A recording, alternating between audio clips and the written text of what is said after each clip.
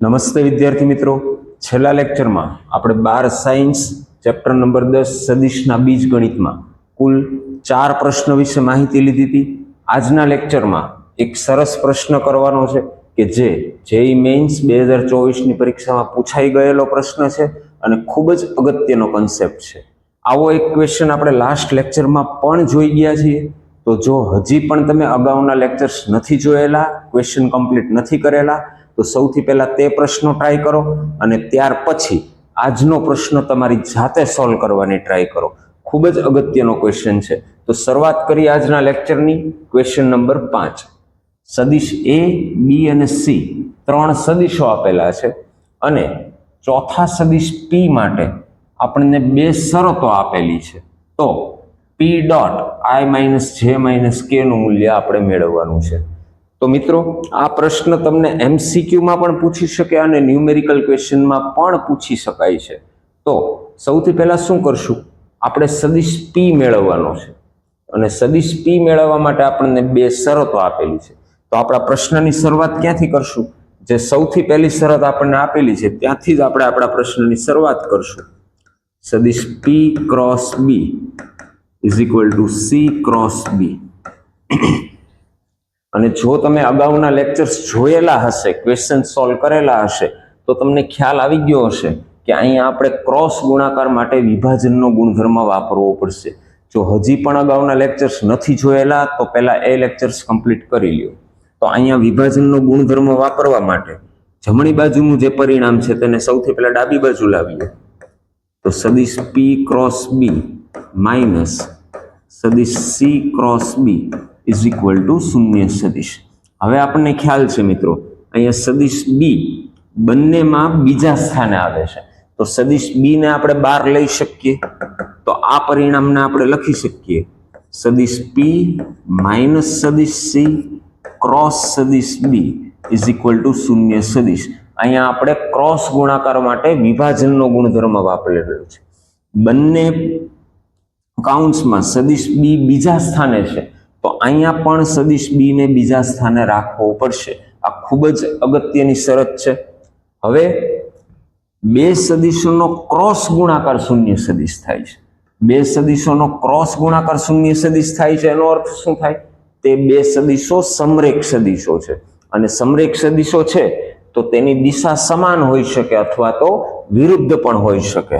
તો આને આપણે લખી શકીએ સદિશ પી માઇનસ સદિશ she is equal two lambda into સદિશ બી, કારણ કે 2 સદિશો સમાંતર સદિશો છે. હવે આપણે પી સદિશની જરૂરિયાત છે, તો આમાંથી સદિશ પી ને સૂત્રનો કર્તા બનાવીએ. તો સદિશ પી બરાબર સદિશ સી પ્લસ લેમડા સદિશ બી. અને સદિશ બી અને સદિશ સી બંને આપણને ક્વેશ્ચનની અંદર આપેલા છે. તો સદિશ સી આપેલો છે 1 -3 4 અને સદિશ બી ની સાથે લેમડાનો ગુણાકાર કરાવીએ તો 4 lambda comma lambda comma 7 lambda. આ બંનેનો સરવાળો કરાવીએ તો આપણને પી સદિશ મળી જશે. તો અહીં લખીએ માટે સદિશ પી બરાબર 1 + 4 લેમડા -3 + લેમડા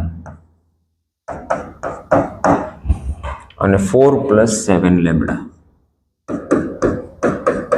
અને આને આપણે આપી દઈએ સમીકરણ નંબર 1.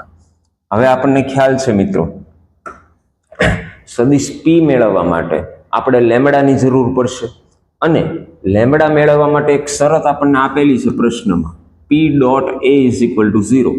તો હવે આ શરતનો ઉપયોગ કરીએ. સદિશ પી ડોટ સદિશ એ બરાબર 0. હવે પી સદિશ આપણને સમીકરણ નંબર 1 માં મળી ગયેલો છે.